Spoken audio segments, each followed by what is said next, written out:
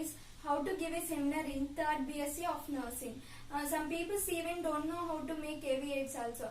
I am showing some AV aids to you. Like this. Flashcards, different types of flashcards. Flip cards. See, this is also different types of flip cards. Like this, we have to make a AV aids related to our topic. Okay, today we are discussing about otitis media. Maybe this is useful to everyone. Okay, let's start our seminar topic, otitis media. First of all, content, introduction, anatomy and physiology, definition, incidence, classification, etiology and risk factors, pathophysiology, clinical manifestation, diagnostic evaluation, complications, medical management, surgical management, nursing management, and health education, summary, conclusion, and bibliography. Firstly, I will go with introduction. Otitis media is a buildup of fluid in the middle ear. It is space between the eardrum and the inner ear. 90% of United States are affected with this otitis media. Most commonly, the children are experienced at least one episodes of otitis media. Children's means 6 to 10 years people. This disease is usually begins with upper respiratory infection and after it spreads to the middle ear. Actually, the middle ear is filled with air, but sometimes it is filled with mucus also. Okay, in cold time the mucus infected with bacteria. After it spreads to the middle ear, it causes the middle ear infection, and the middle ear infection can cause fever, earache, ear dryness, hearing loss. Okay, now we discussing anatomy of the ear. The ear is divided into mainly three distinct parts, that is outer ear, middle ear and the inner ear. The external ear is includes auricle. Auricle means pinna. Auricle, the external ear is includes the auricle and the external auditory canal.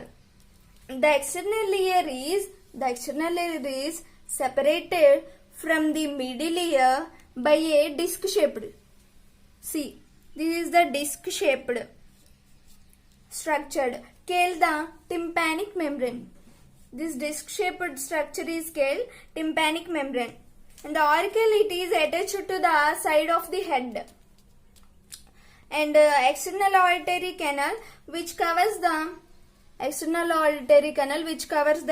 surface, and tympanic membrane. The tympanic membrane is middle ear from the inner part of the external auditory canal. And next, middle ear, auditory ossicles.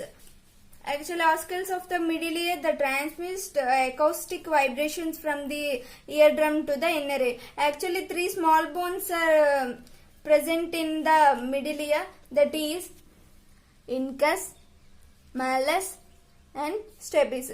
Incus, it is the middle bone, and malleus, this is hammer shaped, and stapes, it head articulates with incus. Stapes, it is head articulate with the incus. Next, inner ear, vestibule. See, this is the vestibule. It is expanded but nearest to the middle ear. It is nearest to the middle ear, and the oval and the round windows are located in lateral wall. Oval window located in this lateral wall. And next, semicircular canals. These three tubes, it is continuous with the vestibule. Semicircular canals. Next, cochlea, it is spirals around a central bony column. This is spiral shaped. It is called cochlea. This is the anatomy of the ear. Next, coming to physiology of ear, the outer and middle ear. The lining membrane of the middle ear is a respiratory membrane. It can absorb some gases like carbon dioxide and oxygen. If the Eustachian tube means, see, this is Eustachian tube. The Eustachian tube is closed for a too longer means that gaseous pressure is increased and the pain is produced in that place. Next, physiology of ear. The lining membrane of the middle ear is a respiratory membrane. It can absorb some gases like carbon dioxide, oxygen. If the Eustachian tube, this is Eustachian tube. If the Eustachian tube is closed too longer means that the gaseous pressure is increased. The negative pressure is increases. So it's getting pain. Frequently, the fluctuating hearing loss is occurs, and the outer ear, the middle ear is severely. Auricle, it is also called pinna. Pinna, it collects the sound waves and direct to the tympanic membrane, and the tympanic membrane vibrates when sound waves hit it, transmits sound to the middle ear. Okay. The inner ear. The inner ear is innermost part of the ear. The parts of the inner ear is cochlea, the spiral shaped cochlea. It is a balance mechanism, and once the vibrations of the eardrum have been transmitted to the oval window. It is eardrum transmit to the oval window, and the sound waves continue their journey into the inner ear. The cochlea, next the oval windows nunchi cochlea transmit avutundi. Cochlea transforms the sound waves into the electrical impulses, means nadi vyavastha antaru kada. Electrical impulses are sent to the brain. Next, the brain. Then we know that sound is a particular sound that we know. Next, definition of middle ear. Inflammation of the middle ear is characterized by accumulation of infected fluid in the middle ear, and bulging means edema, bulging of the eardrum, pain in the ear, and if eardrum is perforated means holes perforated, and drainage of purulent means pus formation material into the ear canal. This is the definition of otitis media. Next, incidence. Otitis media resulted in 2,400 deaths in 2013, down from 4,900 deaths in 1990. Most commonly affected ears are babies 0 to 2 years, toddlers 3 to 5 years, and children 6 to 12 years, and teenagers 13 to 19 years. This is the incidence of otitis media. Next, coming to classification of otitis media. These are mainly 4 types. First, acute otitis media, chronic otitis media, serious otitis media, and advanced otitis media. First of all, acute otitis media. Actually, acute means less than 6 months. Acute otitis is an acute infection of the middle ear lasting less than 6 weeks. Pathogens that cause AOM are usually bacterial or viral infections. And either the middle ear, often Eustachian tube dysfunction. Previously I already explained about Eustachian tube infection. It is virally or bacterially infected and dysfunction Eustachian tube, and caused by obstruction of upper respiratory infections, inflammation of surrounding structures. Example, rhinosinusitis means every time running nose, that resulting in conductive hearing loss. This is the acute otitis media. Next, second one, chronic otitis media.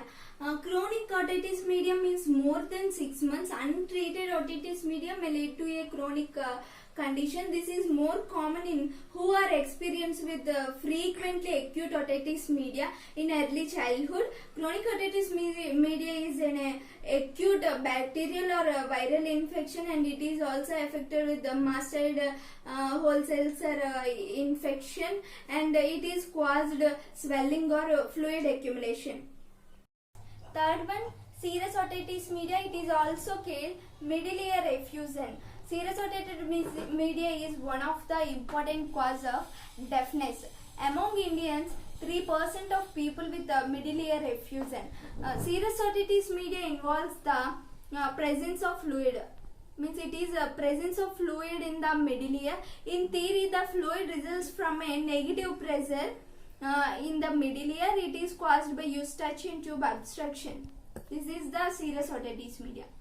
Fourth one, adhesive otitis media. Adhesive otitis media is a bacterial inflammation of the middle ear and adjoining pneumatic means air related means pneumatic spaces. It has a tendency to become chronic eustachian tube and formation of adhesion in the tympanum. This is adhesive otitis media. Entry of bacteria into the eustachian tube, it results dysfunction.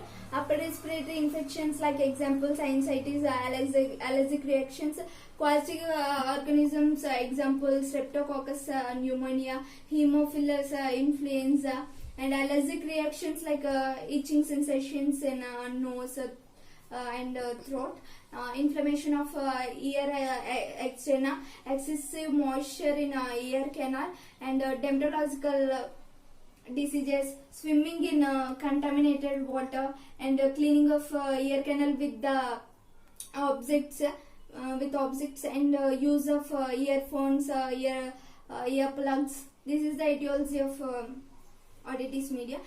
Risk factors is commonly occurs in age groups are babies, toddlers, young adults, and immunodeficiency, low or weak immune system, they are get early infection, and allergies like it can also affect ear infection. Sleeping position, some people are sleeping at one side only, so sleeping positions, and no breastfeeding, it is a risk factor for infection. So no breastfeeding means immune system can be low, and enrollment of daycare, tobacco smoke, it affects the respiratory infections, and family history, and pacifier is used. Coming to the pathophysiology, due to the etiological factors, allergies like runny nose, nose and throat itching sensations, allergies, and upper respiratory infections, cold, neoplasm in nasopharynx means head and neck cancers. It leads to eustachian tube obstruction, and the negative middle ear pressure increased, and it leads to serious otitis media, means fluid accumulation in next acute otitis media less than 6 months, and chronic otitis media more than 6 months. Acute mastoiditis, mastoid ulcer infection, and cholesteatoma, non-cancerous tissue growth, and it leads to inflammation of the middle ear. Finally it leads to otitis media. This is the pathophysiology of otitis media. Next, clinical manifestations: pain, tenderness, fever, pruritus like pus formation, and hearing loss. Cholesteatoma means tumor formation, and chronic mastoiditis, inflammation of the mastoid cavity, and difficulties in sleeping at one side, and tinnitus, ringing or buzzing sensation, loss of appetite, and nausea, itching, and erythematosus means redness of the skin. This is the clinical manifestation of otitis media. Next one, diagnostic evaluation. History collection and physical examinations are common in diagnostic evaluation, and imaging studies like CT scan, X-ray, audiometry means sound stimulus consists of pure or some musical tone they are playing, and frequency measured as cycles per second, and pitch intensity. 30 dB is a low conversation, and 80 dB means damage of ear. Means ఏంటంటే ఇది level of sound power measured in decibels, and auditory brainstem response, and this is the diagnostic evaluation of otitis media.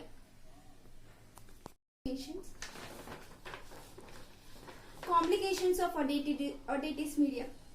Petrosis, it means petrosis position of the temporal bone decreases parts of the ear.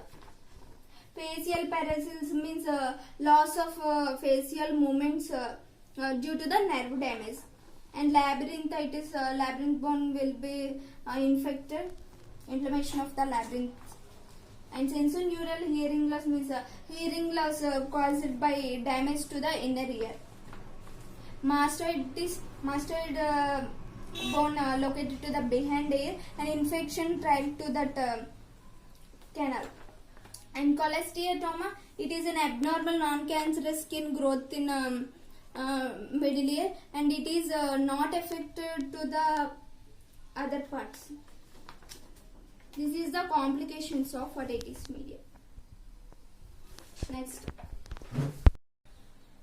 Next one, medical management of otitis media. Broad spectrum antibiotic therapy means disease causing bacteria, means the prescribed drugs are tetracyclines, doxycyclines, and ampicillin.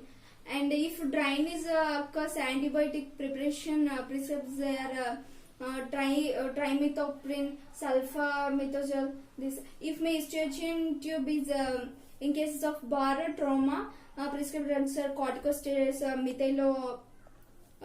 prolozolone, and triamcinolone. And antibiotics produced are used to treat purulent discharges, means ofloxacin and lenofloxacin and ciprofloxacin and ophthalmic. This is the medical management of otitis media.